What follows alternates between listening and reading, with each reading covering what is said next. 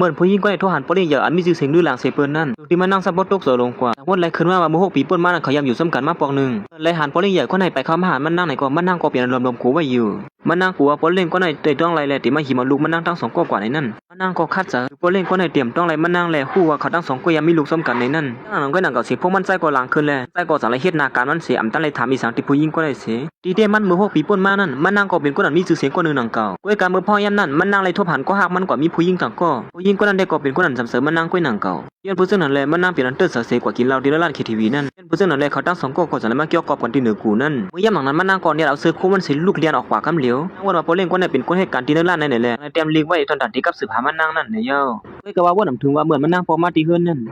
พวกมื้อนี้เขาเลยรูดซุ่มเสียมกะพอเขาก็เลยถูกนี่เบิ้นไว้ตั้งนำตั้งหลายเสิแนมเหลืออีสังเสียเมียเย้าในอยู่เพิ่นนั่นในเมฆเขาโกร้อนมันนั่งระยับสะสมร้องในนั่นเลยจังไรส่งมันนั่งกว่านอกเมืองเสียมันนั่งก็เรียกรายชื่อเสียมกะมันนั่งก็จังไรมีปลาล้วน2ก็แทงก่อนมันนั่งปอกมาขึ้นเย้านั่นมันนั่งเข้ามาเข้าข้องน้ำแหละจังไรมาทบหันเสือกวาดไปลูกน้องสำเสือปอเล่งหลวงนั่นสิเฮ้ยล้วนก็ได้แค่ไงมือปอเล่งเขาก็เรียกญาตินี่มาน้องสำเสือปอเล่งนั่นก็จังไรส่งเข็บหางล้วนนั่นมาปั่นมันซ้ายแต่มันซ้ายมาตัวเข็บหางในก็เป็นอันบนกวางส้มอยู่หนังเก่าอยู่มาแทงวัน1ล้วน2ก็นั่นก็จังไรมาที่ห้องกันนั่นเหมือนกันไม่กล้าว่านํถึงเมื่อย่ำหนังนั้นก็หนังเก่าสังมีผู้หญิงเป็นหลายก็นึงมาผ่าล้วนก็ได้ร่วมลงกว่ายิ่งก็ในอ่ำย่ำดังพี่เสียมกล้าไปในดังพี่ล้วนนั้นป้าแทงก่อนไอ้ป้าก็ย่ำจะหือมีตาหมดด้วยแน่อีในห้องก็ไม่ป้าในฮะนี่นะตอนเฮ็ดเนี่ยก็หาก็หาในกล่องปอเล่งเนี่ยไปปิดตันนั่นหรอบ่ก็ผ่าเปิ้นจังไหนมันลูกนี่เปลี่ยนทีเข้าไม่ป้าล้วนก็ได้ตึกก็เรียกบอกในก้อยหมดตามดังพี่เปิ้นหาในมาก็ในก็สังขึ้นนั่นว่าคำในตามดังพี่คณะมือคณะตึกเจี๊ยบหลีเขาในไม่ป้ามาฮู้ก้อยเนี่ยมันใจสั่งว่าตั้งสู่กว่าจางลำล้วนนั่น2ก็ในเขาตีไปฮู้สั่งล้วนก็เลยเรียกก่อนเก้ยันมันใจก็สังไรหาผู้หญิงก็ในย่อมดังพี่ตีล้วนนั่นอยู่เย้ายอมดังพี่ล้วนเลยนะสู้เฮาเป็นกูมันซัวเนี่ยแต่มันก็ผู้หญิงก็ได้เป็นกูมันกับดังปอเล่งหลวงในก้อยหนังเก่าก่อนเป็นพี่ไอ้มันสั่งละขึ้นมาว่าโอ้โลกว่าโทษกับดังแม่ปานได้ซุ่มจัดปานกวนเอาว่ากวนก็ได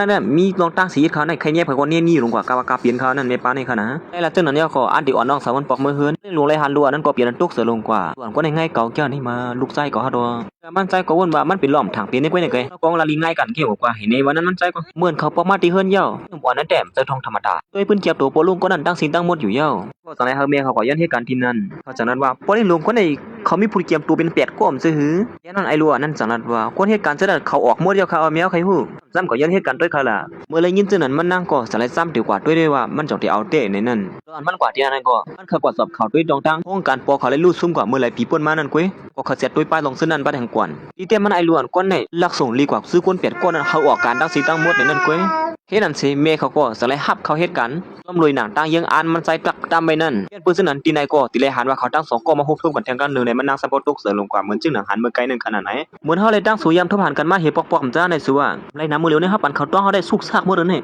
สิเมื่อพ่อนมันนั่งลือกันสิอันติปอกมือนั่นก้อยหนังเก่าห้องรถกว่ามีรถลำเหลือมาหับมันนางมือย่ำหนังนั้นจังมีกาปอเล่งหลวงในมาฮอดถึงตีนายเสถามมันนำมาขึ้นกาจำเฮาเลยมันน้ำขนังกาลำเดียวว่าดังปอเล่งอย่าให้กลัวปอเล่งอย่าต้องมันนั่งไรสารวัตรติเปิดกาก้อยเนี่ยอยู่กาตีนกามันนั่งซ้ำมีเผมาหับเยอะเลยพอสุขภาพดีนะดังขึ้นก็ละอยู่นะนางก่อมจังเฮ็ดจึงหือจังไอ้เกี่ยวขึ้นกาจอมปอเล่งอย่านั่นเหี่ยวเมื่อย่ำหนังนั้นเขาดัง2ก็จังไอ้อู่กันอยู่ที่เนื้อกานั่นยิ่งก็ได้จังตีมันใจว่าไล่เก้าเสาสุเล่งใครเจอไว้เด้อเลยมายันมันใจก็จังว่าอาต้องทำสุนัยเจ้าเลยเฮาเป็นหัวหน้าสุคนนึงเขาฮู้พูดเก็บตูสุนังเก่าก้อยมันจะมีสังหลายย่ำหนังนั้นมันนั่งก็จังไอ้ละตีปอเล่งอย่านั่นว่ามันนั่งมีลูก2ก้อยเอาในวันนั้นลีสิหลายแกมื้อผู้หญิงก็ในหางหลีบ่มีลูกก็ได้ม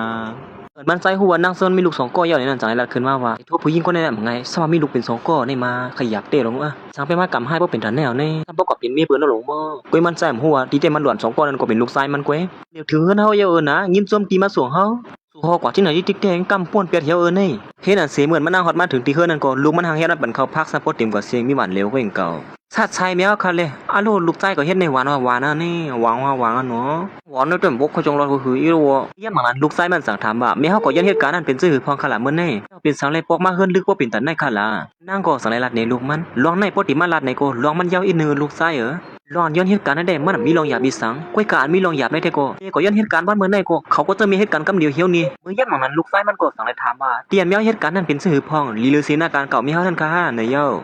ยันมันนั่งก่อสังไรอะไรลูกชายมันว่าที่เหตุการณ์แต่ก่อนป้อเปิงอีสังสิก็ลูกค้านั่นแต่ปีเจอปีคองอย่าว่าลูกชายเฮ็ดซื่อล่ะแมวเฮือน่ะใน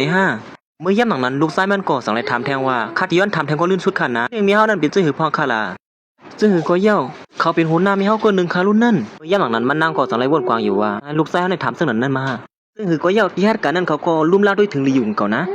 ย่าหนังนั้นมันนั่งกอดสังลัดอยู่ว่าขยับไว้เต้นหนังเก่านี่ย่าหนังนั้นเข้าปั่นไม้พงเข้าไว้ตีเขาต้องเข้าอะไรในซุกซักมือในร้องในตีหือนี่มา มันนั่งบนเสื้อนั่นสิเป็นอันคันใจว่าอยู่ร้องในนั่นมันก็สารตีรู้มันว่าสุกซักเด้ลูกใจด้วยแต่เรียบตีเลยสุกซักซอยไม่เฮาในปานใดแท้เห็นนั่นสิเขาก็สลายอ่อนกันมากินเกี่ยวกันอยู่ทีนึงนั่นเขาจะในก็สลายอ่อนกันอุบกันอยู่ว่าและยินมาพูดเตรียมหมายพอเล่งเหยื่อมาเหตุการณ์เหี่ยวแหนมซื้อวันเมื่อไหร่ที่มากินเกี่ยวกันแหนมซะฮะเพราะฉะนั้นวันเมื่อไหร่เฮาก็มาห้องเพียงกันเฮ2-3เพียงเนาะปานใดก็เนาะเมื่อมากินเกี่ยวกันเหี่ยวเฮาก็หลุมมึนเชื่อกันอีกนึงบัดนั้น5ซัวมึงอย่าหมั่นมันใส่กอกสารติหมู่ซุนเขาซื่อได้ว่าเอากลางจะซัวแล้วแต่สุขห้องก็ห้องน่ะจังที่เสียงจังกันดังเฮาก็น่าเฮ็ดถอมกินน่ะมั้งสังหยับสังหลายบัดนั้นก็เอาแล้วบัดนั้นก็เอาข้าบ่ซุนค่าในกวักเราได้ปันพี่น้องเขากินด้วยได้เมากับเหลียวเขานี่เพราะว่าหึงๆมาเนี่ยเฮาได้ปันเงินสู้กูก็ค่ะนะแต่ว่าเผออะไรเงินสู้ก็อย่าอำพอใจเนี่ยก็มาย้อนแทงอะไรอยู่นะเมื่อย่างหลังนั้นก้อยหนังเก่าสามีผู้หญิงคนนึงลัดขึ้นมาว่าก้ามขวัญเลยเฮาก็เข้าห่มซ้อมหนังเก่าเนี่ยเย้าผู้หญิงคนนั้นได้ความสับเผาหนังเก่าเป็นกูมันใจก้อยว่าเป็นกูมันสุไว้ที่เฮือนแล้วจะหือมันหนักซ้อมผู้หญิงซื่อในลาลิเฮ็ดเตมื้อย่าหมังมันใจก่อสังไรกับสืบบันคนที่ในรัฐกูก็เฮาได้กับสืบบันกูก็เฮาพูดซักในเป็นกูมันเฮาแน่กินพวกเฮาเตะหน้าเฮือนกันเหี่ยวในเฮาติจอกกอบกันนะเว้นเฮาติจอกกอบในซูนึงเก่าค่ะนี่ดีเลยพูดซักค่ะนะปานนั้นกูก็ผู้หญิงคนในก่อสักด้วยศิลาอยู่ว่าจะในหาติมาเฮ็ดกันผู้เตรียมตัวเขาเลยผู้เตรียมไม้เขาในนั่นเขาบ่แค่วางเจออะไรก็เป็นมีหางหลีหลายหม้อมังกูแค่อย่างดีก็บ่ก็แต่นางซื้อมันก็เปลี่ยนขี้เจอไว้ใครทุบสมาร์ททุบซึ่งไหนนี่มาผู้หญิงคนในก็สนบ้าเล่นเกมกันเพราะว่าเพิ่นซุ่มในก็ได้กินเหล้าเพราะว่าซุ่มในก็ได้เมานั่นน่ะเนาะอันนี้5บ่นั่นก็นั่นสิเขาก็จังไรวันก็เล่นเกมหมาโหคานั่นเขาก็คอแก๊กก็ไรคอแก๊กเอาให้นั่นย่างนั้นผู้หญิงก็ได้ก็สังไรเฮิรนั่งซื้อมันกินเตี้ยนตังมานั่งนึงกวักเนี่ยสังโกเดียวยังกินเตี้ยนตังสุดนี่บ่ได้ย่างนั้นนั่งซื้อมันก็จังคือจะหือนั่นยุกตาบกว้างเหี่ยวบ่ได้ก็กวักเดี๋ยวได้เลี่ยมพวกให้สาเสอมื้อใครห้ามในกวักนี่ก็เย่มันผู้หญิงก็ได้ตังเสือตึกเรานั่งซื้อมันก้อยนั่งซื้อมันก็กะไรกินอยู่ให้นั่นติ๊กกวักนึงเหี่ยวกวักนึงกวักนึงเหี่ยวกวักนึงกวักนึงเหี่ยวเอาเถียงกวักนึงอันวางนี่นั่งซื้อมันก็ซ้ำพวกหักลมหักเลี้ยงให้นั่นรวมหักเลี้ยงปีโปแกนเหนียวขึ้นในปีโกก้นเงือเบอร์โกก้นเงือขึ้นใหม่ขึ้นในหาซุ่มหนังกันเยาเห็นสิมันนั่งโกสังในอันติลูกซ่อง